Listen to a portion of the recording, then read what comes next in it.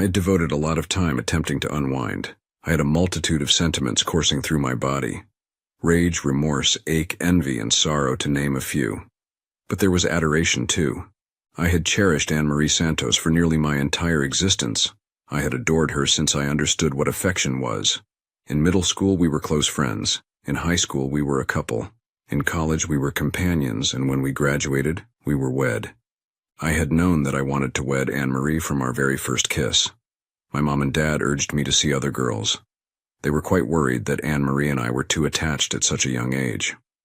I could understand their viewpoint, but it didn't concern me. I never felt like I had to restrain or relinquish anything to be with Anne-Marie. I suppose if I had, we may have simply grown apart. I had selected the university I wanted to attend based purely on academics. It just happened to have the best options for Anne-Marie as well. We had a multitude of friends and activities that didn't involve each other. We spent ample time apart, but the most memorable times were when we were together. She was my absolute best friend, and I married her. Anne-Marie was my complete opposite in many ways. She was sociable, I was introverted. She was petite 5'5" on her best day. I was towering 6'4" when my growth spurt ended. She was passionate, I was composed. She had a big family, I was an only child. She was an athlete. And although I was always lean and in good shape, my interests were more scholarly. She was devoutly Catholic. I believed in God, but I was doubtful of religion. I was reasonably handsome. She was very, very pretty. I was no film star, and she was no model, but we were a great match. I can't pinpoint exactly what sparked our mutual attraction, only that it was genuine. When we were kids, she would playfully tease me, and I would try to act like a gentleman. I watched her games, and she attended my debates. I was always so proud of her, regardless of the activity. And her smile always reassured me that she felt the same. We never made plans, but would always find ourselves together. I never made her choose me over anything, and she never asked me to change a single personality trait, yet we always ended up prioritizing each other. And we could talk to each other about anything, dreams, fears, desires. We always shared everything. That's why it had been so shocking. That's why it had hurt so much. I wasn't sure that I believed in soulmates, but if I had, she would have been mine. We were passionate, caring, and considerate. It was far more than lust. When I asked her father for permission to marry his youngest daughter, he treated me to an intense interrogation. He questioned everything about our relationship. I admit I panicked at first. I was bumbling through my answers, but then I saw Anne-Marie watching us talk on the porch through the window. I knew at that moment I needed to answer honestly and confidently. If I wanted her hand, I was going to have to earn it. I explained to him that even though she had touched my heart and ignited my passion, I had made a conscious decision to love her. I had made that choice. I convinced him I knew what that meant. Certainly for better, even for worse, no matter what, whatever worse was. 3 short years later, worse had arrived and I had resolved. I still cared for her, and I wanted her to be joyful, even if I wasn't. That is why I was sitting all alone, attempting to keep my feelings in check. She knew me well enough to predict my reaction. I am sure that she had considered that. Even amidst an emotional whirlwind, she always knew how I would react. This would be no different. In the past, my reliability had been a source of support for her. Now it would set her free. But how I treated her was entirely up to me. She was late returning home from work, again. Unfortunately, that had become the standard in our house during the past 4 months. It was that and her shift in demeanor that gave me my first hint. The fact that she never grinned when she saw me hurt a lot, far more than uncovering the details. It is heartbreaking to see, with your own eyes, that the only one you cherish doesn't love you anymore. She entered the dining room softly. I was lost in my thoughts, but still noticed her presence. "Hey, Annie." "Hi, Gavin. Are you all right?" "No, not really. Please sit down for a moment so I can explain why." I had rehearsed my speech and hoped I wouldn't have to stray too far from my script. I wasn't sure I would make wise decisions if pressured, and I wanted to do this correctly. I wanted to be courageous and dignified in the face of the toughest challenge I would ever face, letting Anne-Marie go. "Annie, I adore you with all my heart. I always have, and I'm sure I always will. I do not want to quarrel with you. I do not want to scream at you. I do not want to insult you or hurl accusations at you. I want us to sit here and determine together what we need to do, all right?" Of course, Gavin, what are you referring to? Her eyes betrayed her attempt to mask her concern, however slight it may have been. Annie, the thing I desire most in my life is for you to be happy. I don't know why. It has been the primary thought in my mind from our very first kiss, even though it pains me to say in ways you can't possibly imagine. I know you are not content with me.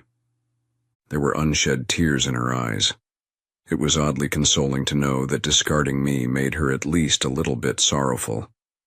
I'm really not interested in reviewing any of the specifics. I'm afraid learning too much will only cause me anguish and will hinder my ability to move forward. I don't want you to think I'm a coward, but if we could just agree that I am. Certain you are not happy with me, I would appreciate it very much. You understand what I'm referring to, right, Annie? She softly murmured her reply. Yes, Gavin, I understand what you're talking about. Thank you, Annie. You're not denying it does help me to believe that I am making the correct decision.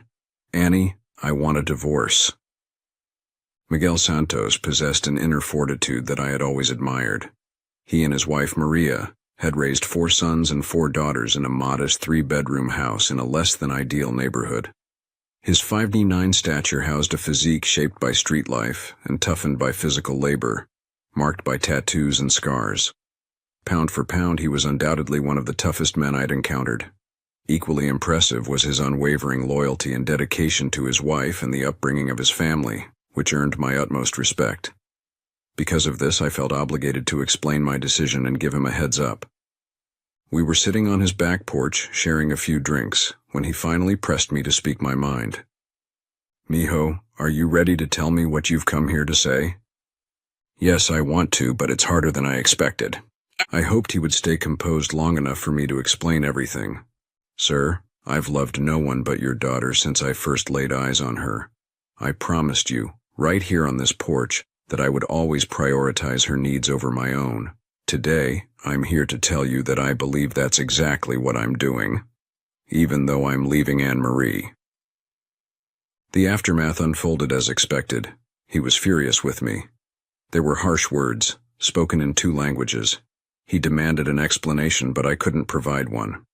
Sir, all I can say is that I love your daughter, and some matters will remain private between us unless she decides to discuss them with you. It's heartbreaking to sit here and admit that I've failed in my marriage to your daughter, but I believe this is the best course. I only ask for your respect in coming here to tell you in person, because I believe you deserve to hear it from me. After some time, he calmed down enough to hear some of the details. When I left, he was confused and upset, but he let me go without further harsh words. Anne-Marie never shed tears. She teetered on the brink of crying for a few moments, but they never fell. She didn't argue with me or attack my masculinity, which I was thankful for. Yet silently, I wished she would plead with me to reconsider. She never did. I found solace in knowing that walking away without a fight was the right choice. The only reaction I saw from her was a flinch when I mentioned talking to her father. I spoke with your father today. I explained to him what I'm about to tell you. I hope, out of respect for our history together, we can part ways without prolonged conflict.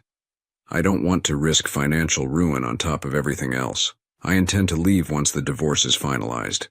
I've prepared the papers, including options for dividing our modest assets. The most crucial decision is about our home. Please review them with anyone you choose and let me know by the end of next week. Okay, Gavin, I'll review them. I can already hear the criticisms. Why didn't I unleash my inner special forces on my wife and her lover, using my supposed ninja and spy skills? First off, I didn't possess any of those abilities.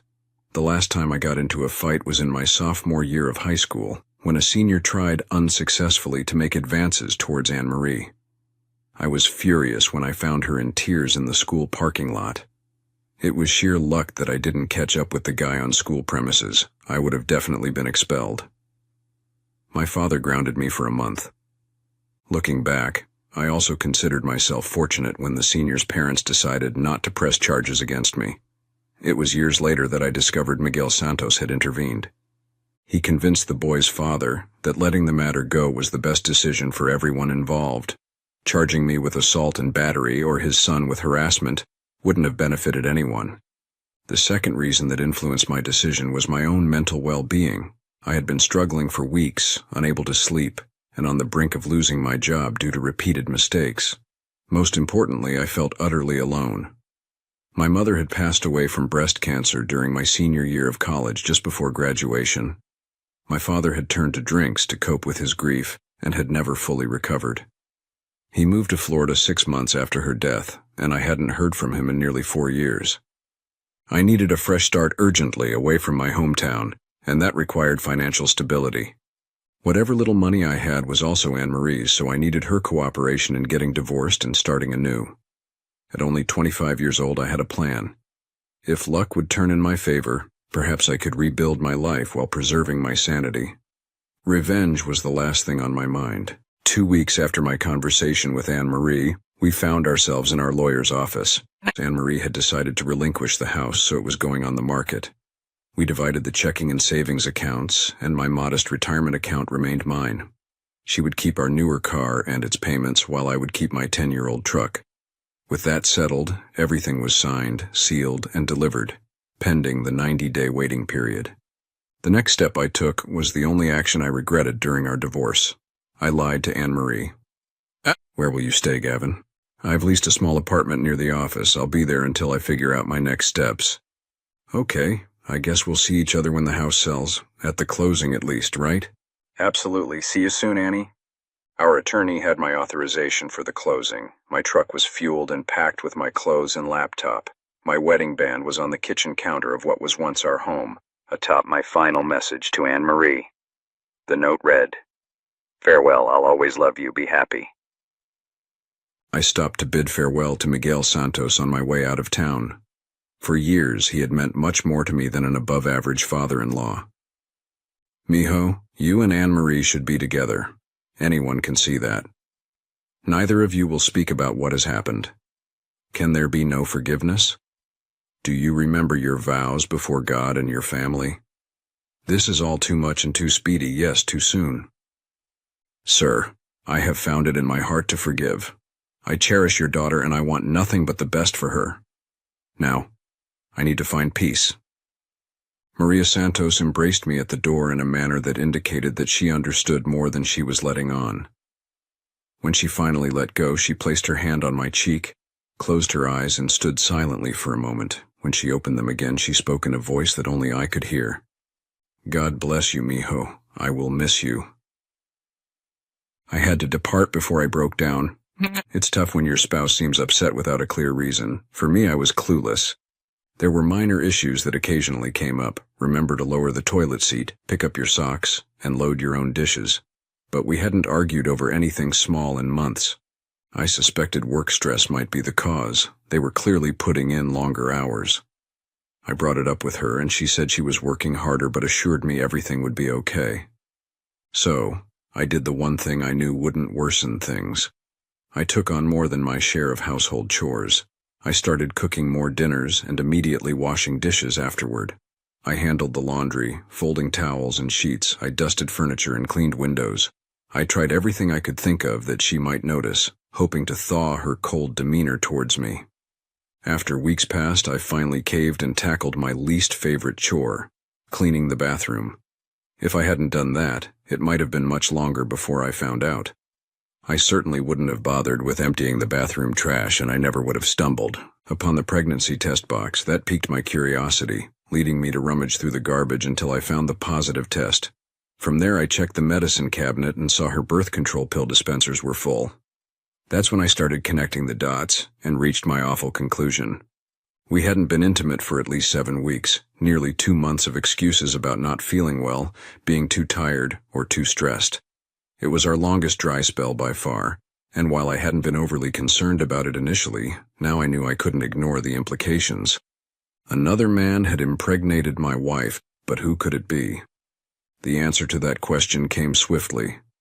I called Anne-Marie, bracing myself for the painful inquiry. Her direct line redirected to the receptionist's desk, where I asked to speak with her, only to learn Ms. O'Connor had left for the day. I chose not to leave a message. Upon arriving at her office 20 minutes later, I spotted her car still in the parking lot. Any hope of a plausible excuse evaporated. 30 minutes later, all my doubts were dispelled. Her boss, Mikhail James, parked beside Anne-Marie's car. She exited from the passenger side and they exchanged a kiss, carefree and open. It was all the confirmation I needed. I arrived home minutes ahead of her. That evening I concealed my emotions effortlessly. She hardly glanced my way. In just over 2 hours I had uncovered the end of my marriage and its cause. It took me 4 days to drive the 20 hours to Las Vegas. On the first day, I crossed Nebraska and entered Colorado. I took my time navigating through the mountains of Colorado and Utah, enjoying the peacefulness and crossing the Great Divide, although I was initially concerned about my truck's engine. By the end of the journey, my main worry was the brakes. After 4 days, I finally rested in a modest hotel off the main strip, where I slept for a solid 18 hours on an uncomfortable mattress. Once I arrived, I quickly registered, bought my books, and completed my housing forms. Less than a week earlier, I had been a gainfully employed 25-year-old recently divorced with an unfaithful ex-wife and no immediate family. Now I found myself as a first-year law student, living in a small dorm room with a shared kitchen and bathroom. It was the start of a new chapter in my life. I wish I could share tales of newfound romance and dating success after returning to college life, but that couldn't be further from the truth. I had zero dating experience. I had only ever been with Anne-Marie. I didn't even know where to begin. Throughout law school, I didn't go on a single date or forge any close friendships. If any woman showed interest, I was oblivious to it. Instead, I threw myself into my studies, using school as an escape. Over the next 4 years, I pursued a JD MBA dual degree with full dedication. It wasn't an outlandish goal. I had maintained a 4.0 GPA as an undergraduate. Anne-Marie and I had talked about my returning to school once we were financially stable. When I decided to move forward with my life, the first step was taking the LSAT and applying to programs. Las Vegas was where I ended up, mainly because they offered me a full scholarship and grant package. Beyond that, I knew little about the school or the city, other than it offered the program I wanted and was far from my hometown. About once a month, I emailed Mr. and Mrs. Santos to update them on my studies and share details about my life as a graduate student. It was a habit I had developed during my undergraduate years with my own parents. Perhaps it was a routine I clung to. Or maybe I secretly hoped that someone out there might genuinely care about my journey. 13 weeks into my first semester, a package awaited me. Inside was a check confirming the exact amount. My love and heart were valued at $7,642.18 after deducting fees and expenses. It marked one of the most disheartening days of my life. Every few weeks I received an email reply from Miguel or Maria Santos. I never disclosed my actual location, and they never inquired. They would update me about one of their other 7 children but never mentioned Anne-Marie directly. It allowed me to imagine that I had a family who missed me. Whether it was psychologically healthy or not, it helped alleviate my sense of loneliness, so I continued our correspondence. For the first 6 or 7 months, there was always a hint, but never anything explicit. Forgiveness, reconciliation, fatherhood, responsibility. They were never stated outright, but there were strategically placed hopeful anecdotes. Then suddenly, the reminders and hints stopped. I never doubted that Anne-Marie would keep her baby. However, I wondered if she would tell her parents the truth before the baby was born, and it became undeniable.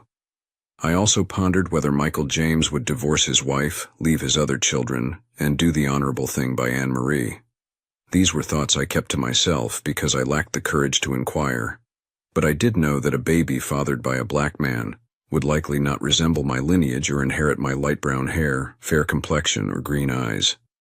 I felt like a bit of a coward when I arranged for flowers, balloons, and a gift basket to be sent to the Jameses' residence, congratulating Mr. James and Anne-Marie on the birth of their child. I also had a duplicate set of congratulations sent to Anne-Marie at her office, care of the company president. I had vowed not to stoop low and intentionally hurt anyone, including Michael James, but my pain was still too fresh. I needed to take some action. I hadn't started any malicious rumors. I simply conveyed a message of congratulations. Deep down, I genuinely felt happy for Anne-Marie. She had always expressed her love for children. We had discussed having a large family with lots of kids and hopefully grandkids. She was pursuing her dream, and I sincerely wished her happiness. Yet I couldn't ignore that her happiness came at the cost of my own pain. Not knowing the outcome after my gifts arrived allowed me to imagine a devastating scenario for Michael James, even if it was unlikely to be true. Fortunately, that simple cowardly act allowed me to legitimately close that chapter of my life. It still hurts a lot. But it was over and couldn't be changed. It did not help me with my social life. I didn't have one, and wouldn't for many more years. I met my first real post-divorce friend at work, and he was 20 years my senior. The small legal firm I joined specialized in real estate transactions. The starting salary was beyond my expectations, but not outrageous. I was good with contracts, I had always been good with numbers, and I found out later that I was good with people. Gavin, people have to be able to look you in the eye and know that you can solve their problems. They are handing you the keys to their dreams and trusting you to not mess it up. You have the gift, and I am going to show you how to use it. David Rothschild was the senior partner who was assigned to review my work. He actually did more than that. He became my tutor, my mentor, and my life coach. Rothschild was a living legend in the legal community. He had brokered multi-million-dollar real estate deals, and he was a top-notch negotiator. He was well-liked and, more importantly, respected by state and local politicians, the business community, and the gaming industry. Everything he was connected with turned out to be a success. He simply would never let himself to fail. Fortunately for me, he had decided I was his next project. I will never forget his first evaluation of my performance, a mere 90 days into my legal career. Gavin, as an attorney, you are dedicated, diligent, and thorough. You are creative and have a very nice grasp of the law. You have been doing wonderful work. I allowed myself to smile briefly at the compliments. Thank you, Mr. Rothschild. As a person, you are completely messed up. Are you 30 or 90? What the hell is the matter with you? Don't bother telling me now. We are going out. That is how I found myself sitting across from David Rothschild, master of real estate, king of Las Vegas, at what would become our weekly review of Project Gavin. By the end of our first session, I knew why he was so good at his job. He had asked me a few questions, then let me talk. Every so often he asked a follow-up or told a story or a joke, then he would listen to me again. I told him everything. I told him about my life since childhood, my parents' law school, and most importantly about Anne-Marie. I told him things I had never told anyone and felt completely safe in doing so. He ended our discussion as only he could. Well, we have a lot to work on. Fortunately, we have a lot to work with. Now let's get back to the office. I don't pay you to hang around all day. I had no idea what his motives were because we never discussed them. At first, I didn't really understand what he was trying to do, but after 3 years, the results were unmistakable. He was often so subtle I never even realized what he was doing until it was done. He would plant a seed and I would find a flower. He would comment on a picture or an article or a movie or a TV show or a book. Something about it would click in my brain and I would add to my wardrobe, hit the gym, learn to cook, make better investment choices, buy my own real estate. Without his help, I would have lived a very nice upper-middle-class life. With his help, I was a confident, successful young up-and-coming business mogul. I made the right choices, met the right people, and was involved in the right deals. I was always at a loss for a way to thank him, but he didn't want any of the credit. Even though his dad showed him how to hold the club, Tiger is the one who hits the shots and wins the tournaments, Gavin. The only thanks I want or will ever need, I get from watching you succeed. I had been working for Rothschild for almost 5 years when he stopped pushing my business success and started working on my personal life and, more importantly, my soul. He dropped his first bombshell one day, casually dropping by my office and plopping himself down in one of my guest chairs. Gavin, what are you getting your parents for their anniversary? I was bewildered at the question. He had to remember that my mother had died years ago. I was certain that he knew my father had died from liver failure the previous year. He was the one who approved my time off to go to Florida for the funeral. When I looked at him, he was taking a lot of pleasure from my confusion. Come now, Gavin. Miguel and Maria Santos will have been married for 50 years next month. Surely you've been thinking about an appropriate gift. Only a jerk would fail to acknowledge an event of that magnitude. Those ungrateful kids. With that, he triumphantly made his exit. He was right. The Santos were my de facto parents. I sent them messages at least once a month. I had started calling them on their birthdays during my 2nd year of law school. I even sent an occasional gift or card on the holidays, including flowers on Mother's Day. I had given up hiding my location after about a year, and could always expect a nice card for my birthday and a care package from Maria at Christmas. 50 years of marriage marked a lifetime achievement and was worthy of the best. That is what I gave them. First-class airfare, 5-star spa and hotel accommodations, limousine service, reservations at the finest restaurants in Las Vegas, and VIP tickets to the hottest shows on the Strip. All expenses paid. I sent it to them overnight with my congratulations. In celebration of a shining example of true commitment. Happy anniversary. Contents to be used at your leisure. With love, Gavin. I didn't send my gift with any expectations, and I was surprised when I received the phone call at noon the very next day. Gavin O'Connor. Oh, mijo, what a wonderful surprise, but it is much too much. Mrs. Santos, it is lovely to hear from you, but you and your husband deserve that gift, and I was honored to be able to give it to you. Oh, Gavin, you always were a wonderful boy. Un momento, Miguel wants a word. Gavin? Yes, sir. Gavin, this is too much. I cannot put you in a bind. I cannot even imagine the price. This is too much. He was going on and on. I wasn't sure how he was managing without taking a breath. Mr. Santos? Miguel? Dad? Yes, Gavin. My gift does not even begin to repay you for all of the kindness you have shown me over the years. It gives me great joy to be able to give this to you. Please, please accept it in the spirit with which it was intended. After a slight pause, he spoke. Si, mijo, we accept. Fantastic. Happy anniversary.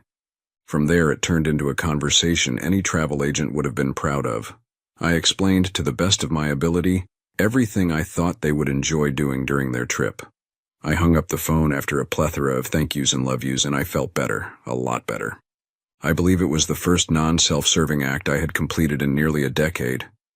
I was considering that very fact when I noticed Rothschild and his giant smirk darkening my doorway. Those ungrateful kids. Shut it, old man. The Santos vacation was nothing like I expected. I assumed they would want to use my gift to its fullest, taking in the sights, eating at great restaurants, lounging and relaxing at the hotel and spa. They did do some of those things, but always dragged me along with them. But the most important thing they wanted to do was spend time with me from the minute they checked into the resort. Based on their flight arrival time, drive time to the hotel, and a few minutes added for checking in, they couldn't have been in their room for more than 5 minutes when my phone rang. Gavin O'Connor. Mijo, when are you coming to see us? Hello, Mrs. Santos. How was your flight? Fine, fine. Miguel says we need to rest for a few minutes, but then we will be ready to go. When are you coming to see us? Well, I suppose I could be there in about an hour. Oh, mijo, wonderful. See you then. I honestly had not planned on spending any time with the Santos during their trip. They had enough activities to keep them occupied. I had work piled up on my desk and was thinking about how I could reorder my schedule when Rothschild stepped into my office with 2 paralegals in tow. Gavin, I have taken the liberty of scheduling some time off for you. I think you need a break. Now get out of here and don't come back for a week or you're fired. The paralegals were boxing up all of my work and quickly left, leaving my desk empty. Gavin, spend some time with your parents. I'll take care of everything else. So that is what I did. I did break one rule, though. The Santoses insisted on visiting my office. Rothschild usually didn't joke about a person's employment status, but when we walked into the office, it seemed as though he had been expecting us. He personally gave the Santoses a tour of the office, introducing them to everyone as my parents. He had coffee and snacks waiting for us in the conference room, where he spent almost an hour telling the Santoses about my work, praising my accomplishments, and treating them like visiting royalty. I will say it did feel very nice to see Santos's beam with pride as he spoke about me. Maria barely left my side, patting my hand every time someone said a nice word about me. We are so proud of you, mijo. The rest of the week was much of the same. I could see Rothschild's influence nearly everywhere we went. Now I freely admit that I had chosen the limousine company, the resort, the restaurants and shows for the Santos trip based on some of the business contacts I had made over the years. I had called in a few favors. It wasn't really a big deal. But Rothschild had pulled out all the stops. Everywhere we went, we were given VIP service. We were greeted by owners, not managers, directors, not assistants. They would regale the Santos with stories about how I had helped them in their business activities, and treat us to the best seats in the house or the best drinks in the reserve or the best of whatever they had to offer. It was really something. Mr. and Mrs. Santos, I have to confess that this week has been a little over the top. I do know and have worked with all these people, but I have never been given this level of service before. I am afraid I live a much meager day-to-day life. Gavin, we think it is wonderful that you have so many friends who want to show us how special they think you are. We have always known that you were a very special young man, and it has always made us proud to call you. Maria Santos could not finish, but Miguel had no problem jumping in. Our son, that is what you are and what you will always be. You spoke an oath before God that made you part of our family. You have honored every single part of that oath. You have been a constant in our lives since you were a young boy, and we have been honored to watch you grow into a fine man. A father can ask for no more. Gavin, we love you and are very proud of you. Miguel Santos may have been a decade older, but his strength had not diminished at all. I thought he was going to crack a few of my ribs with the bear hug he wrapped me in. Maria Santos joined in our tearful embrace a moment later, completing my first real familial moment in such a long time. It filled my spirit with joy. The rest of their trip passed quickly, and I was sad to see them go. I did promise to visit them soon, but I had some business to take care of first. Once again, Rothschild had known exactly what I needed. I returned to work energized and more productive. When I told him my idea, he just smiled and gave me his blessing. As a project, this one was relatively small in scale and would produce no long-term revenue, but it may have been the most important project I had ever taken on. It only took 6 weeks to secure all of the property rights I would need, save one. I already had a buyer with a full financing package in my pocket. I made a few other phone calls, 7 to be exact, to people who wouldn't be expecting my call. After that, and armed with new information about how to seal the deal with the remaining property owners, I was ready, and I booked a flight to my hometown. I would be visiting for the first time in almost a decade. I was in the airport waiting for my flight to begin boarding when I met Amy and Lydia for the first time. They were working for a coffee shop kiosk in one of the terminals. I didn't feel right about listening in on their conversation, but they really weren't trying to keep quiet. Everyone in line for a latte knew what their problem was. It was actually pretty simple. Their apartment had broken appliances and plumbing. Their landlord was refusing to fix any of the problems. He was also told that if they broke their lease, they would lose their security deposit, essentially leaving them no money to get themselves out of an awful situation.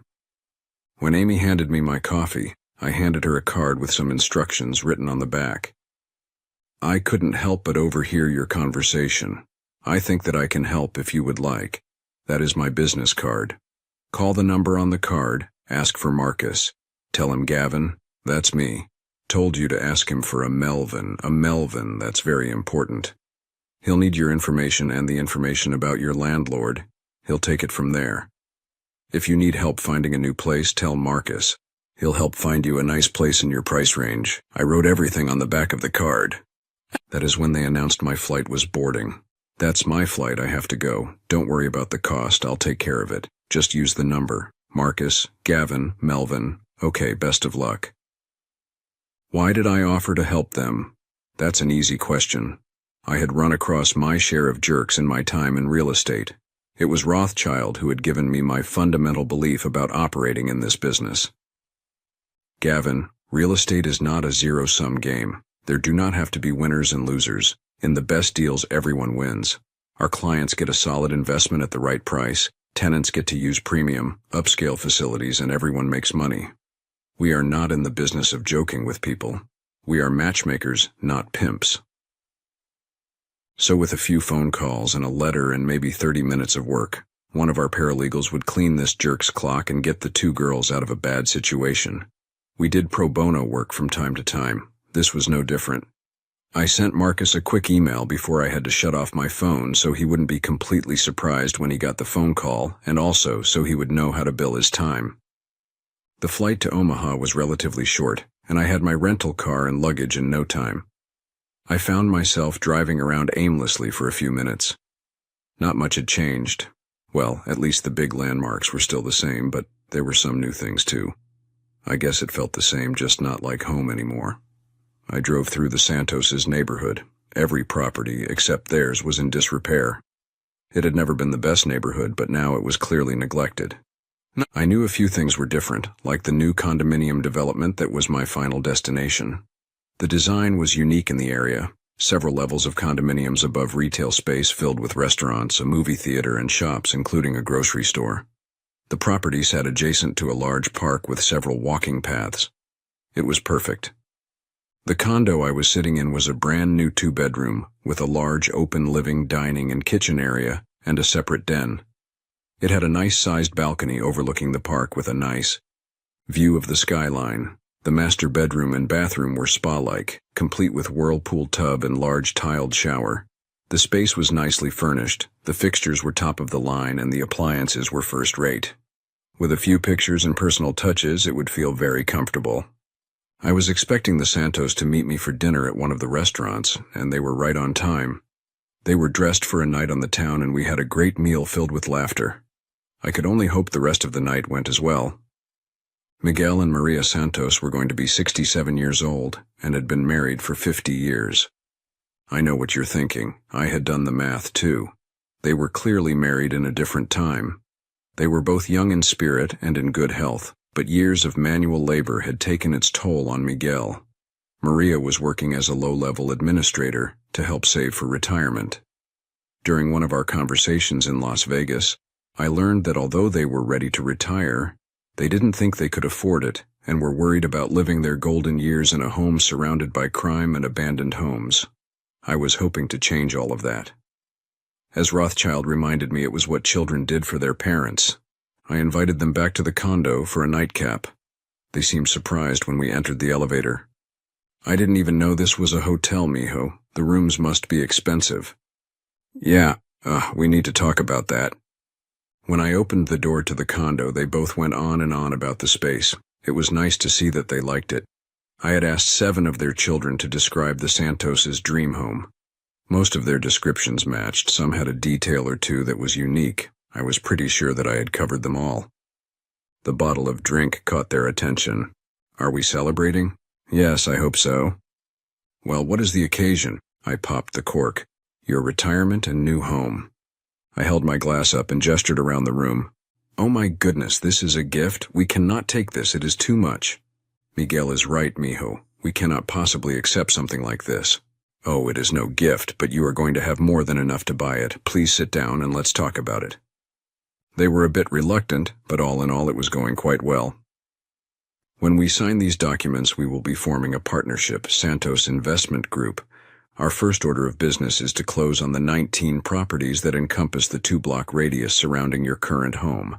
Our second order of business is to package those properties along with your current home, request a zoning change from the planning department, and sell them to Property Management International, who plans to use the space for hotel, retail, and parking development adjacent to the new arena. We will net this amount on the sale of our properties in the next 90 days. I slid a piece of paper across the table with the dollar amount highlighted. I think they were shocked. This condo has been leased as is for the next 3 months with a 90-day option to buy for this amount. I slid a second piece of paper with another dollar amount highlighted.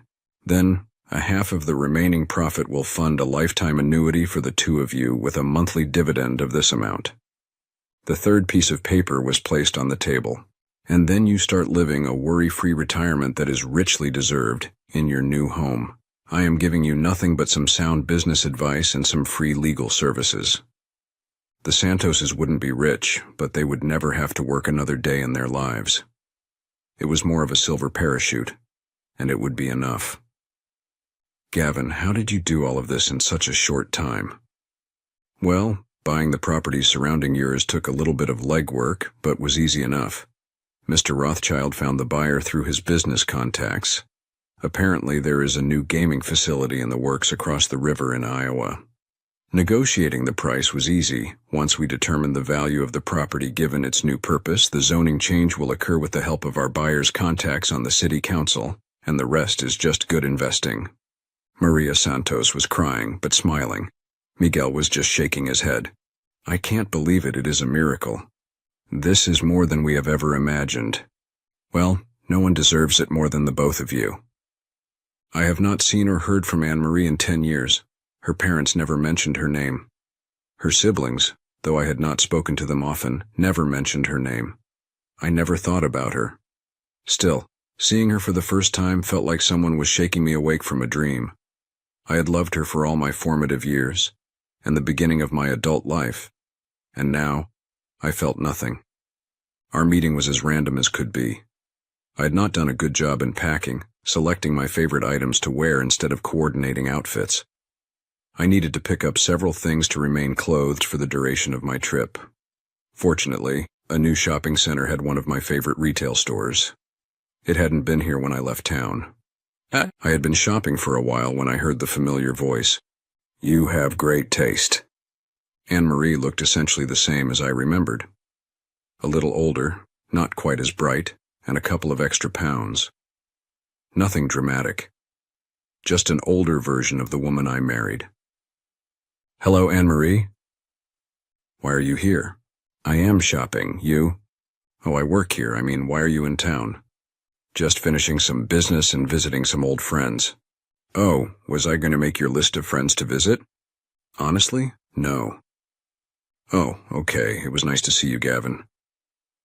"You too, Anne-Marie." I thought that was going to be it. It was very awkward but not gut-wrenching. I thought it had gone better than I should have expected since I had no plans on ever seeing her again. My sense of calm was short-lived when I noticed she was working the register. She completed the sale before she spoke again. "Gavin, how long will you be in town?" "A few days, maybe. Do you think we could get together and talk just for a little while?" "I'll think about it." She handed me her card. I left without another word. I really had nothing to say to her. I had truly moved on. I almost didn't call.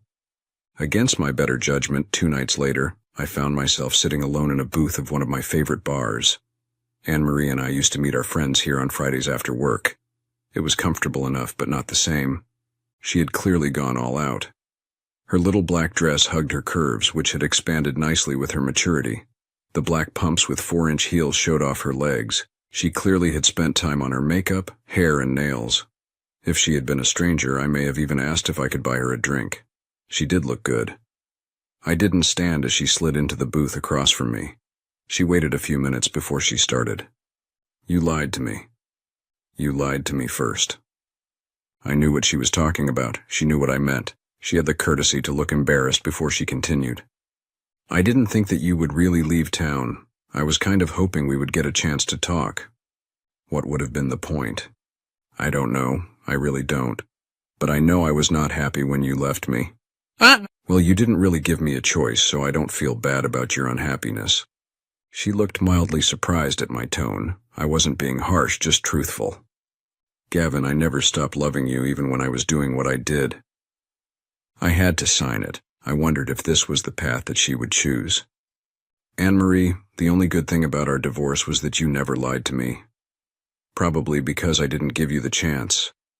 But I am not going to sit here very long if you plan on lying to me now." "What do you want anyway? Why are we sitting here? This will not change anything. What happened to us was over a long time ago." "But you never fought for me. You just gave up on us without even an argument. It was such a surprise. Why would you leave me without even trying? I thought you loved me." "Well, I guess we will have to agree to disagree on that point. The way I saw it, you gave up on me without a word. You left me without ever giving me a chance to fix whatever you thought was broken. I just put it on paper." "It was a mistake, Gavin. I made a huge mistake and I'm sorry, okay?" I had to groan at that. Our years apart had given me clarity. Apparently those same years made Anne-Marie delusional. "Rubbish." She had a pained look on her face and her eyes were starting to tear, but everything she was saying was a lie. "Just because things didn't work out the way you had hoped and you are having buyer's remorse doesn't mean that you get to rewrite history. Please don't insult my intelligence by acting like you care about me." "I did care, Gavin. I loved you. I still love you." "Do you honestly believe that, really?" "It's true, Gavin." "Okay, let's explore that theory. Was it you or Michael James who decided that I should be cut off from intimacy with my loving wife?" She was looking me right in the eye, and for a second there was shame, but it mostly looked like she didn't want to answer, and that maybe she was sorry she had started this. It was his. So your never-ending love for me not only allowed you to spread your legs for another man, but to obey his wishes even though it would clearly only hurt me. Gavin, how long did you wait before you stopped taking your birth control pills? What? Well, I mean, you didn't accidentally get pregnant. You decided to let him knock you up. You wanted it. When were you planning on telling me that you were carrying a bastard child in the womb you had promised to me? Or were you planning on telling me you were carrying my child knowing we weren't having intimacy? She didn't even bother opening her mouth to attempt a response. Why aren't you with him? Where is he anyway? He didn't want me. His wife found out about the baby, and so did his boss at the office. His wife divorced him and he had to resign his position, or he was going to get fired. He left me. I had to quit my job too. It was too embarrassing being there with everyone knowing what had happened. And I should feel bad about that. Why? I don't know, Gavin. I really don't. I made a mistake.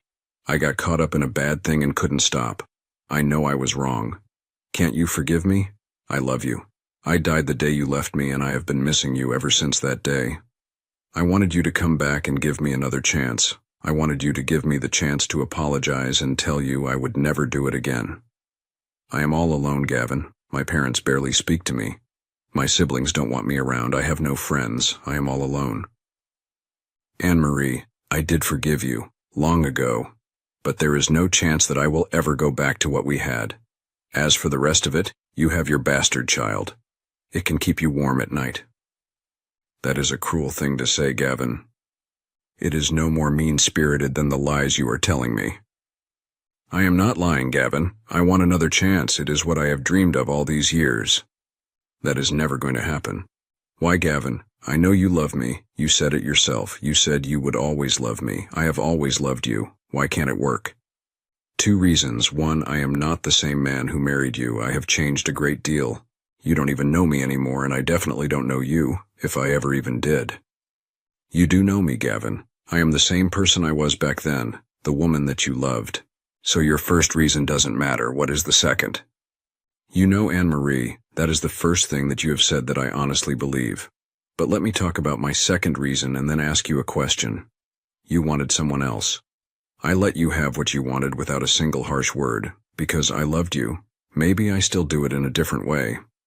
And since the day I left you, I have gone to law school, passed the bar exam, started a new career, and built a new life.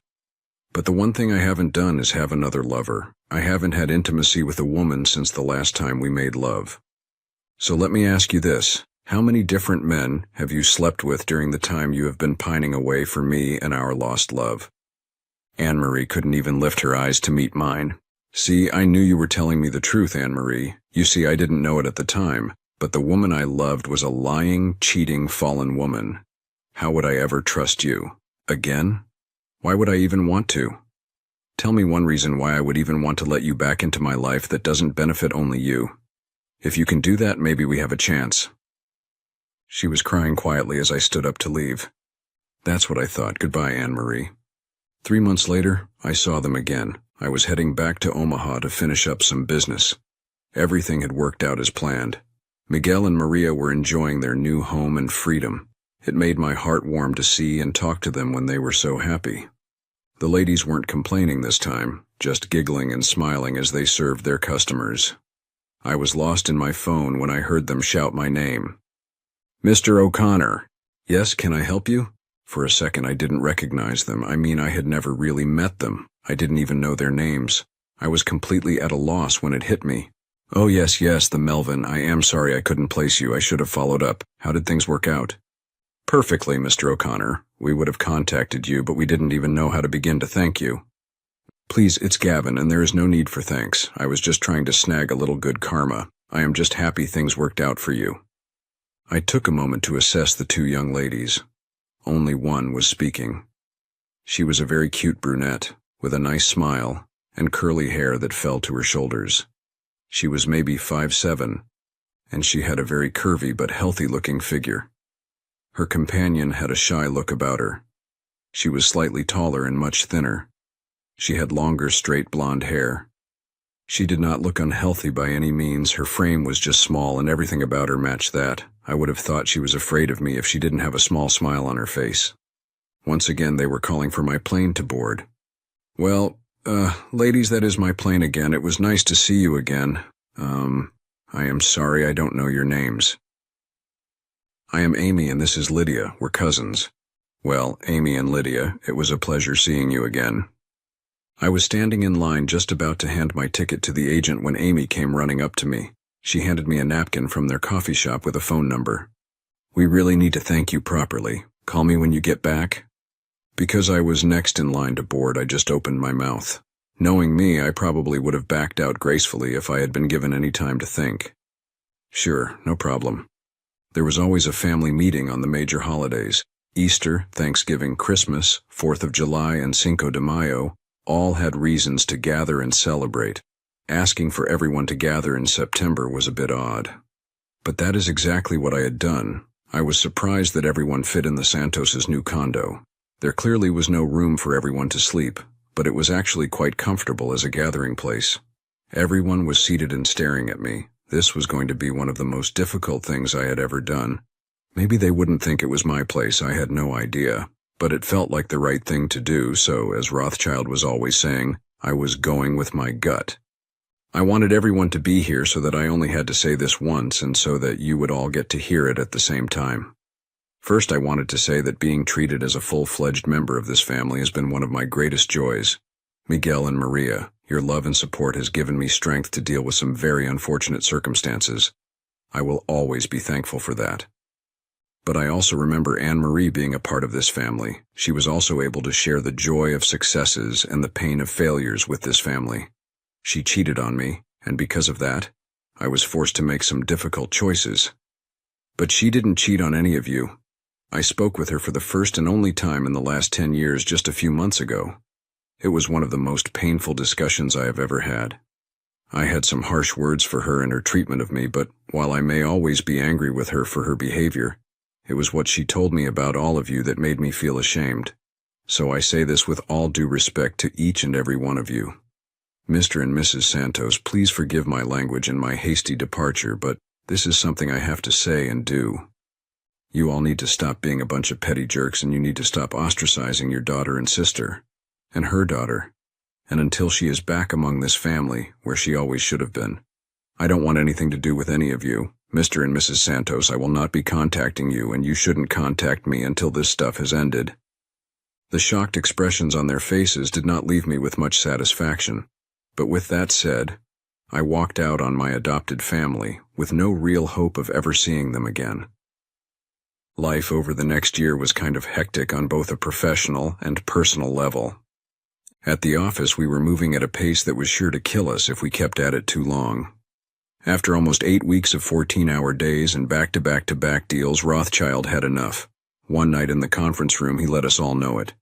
That is it. I have had it. I can barely stand the sight of any of you. As of this moment, we are closed. Everyone gets out of here and doesn't come back for a week. I'll pay you for your time as long as I don't have to look at any of you. Then he exited, stage right. I spent my first day of mandatory exile cleaning my condo. I had forgotten I had some of the furniture that was buried under piles of papers, clothing, and takeout containers. I was dividing my laundry into dry cleaning and wash piles, emptying pockets as I went. That is when I found the napkin with the number. On the morning of my third day of exile, with a clean apartment and refreshed wardrobe, the napkin was decorating my dining room table like a centerpiece. I decided to make the call. I sounded like an idiot. Hello? Yes. Can I, speak to Amy, please? This is she. Oh, hello, Amy. This is Gavin, O'Connor. I was the one at the airport. I mean, you gave me your number at the airport. Ah, hell, I mean, you may remember me from the airport. You gave me your number a few weeks ago and asked me to call. I was sure that the red glow on my face was clear as a bell on the other end of the phone line. Hi, Gavin, of course I remember you. How could I forget? Well, I am sure this is too short of notice and you both probably have plans, but I was hoping that you and Lydia might be able to join me for dinner. Well, I guess I was hoping I could make you both dinner at my apartment and you could tell me about how everything went with your apartment well tonight, I suppose. I mean, we got kicked out of the office for the week and I was getting bored. And while I am sure there were supposed to be some periods in some of those sentences somewhere, I was hoping you might be free for dinner tonight. With me, at my apartment. She was giggling. I was humiliating myself. Gavin, we would love to come to dinner at your apartment, and this evening will work just fine for us. Fantastic, great, that's good. Gavin? Yes. Can you give me your address? Oh yeah, you bet. My humiliation was complete. I couldn't even invite a couple of people over for dinner. I was much more comfortable talking to Amy and Lydia face to face, even though Lydia still wasn't talking. She was making eye contact and smiling, and that was more than enough for me. This is a great condo, Gavin. You must love to host parties here.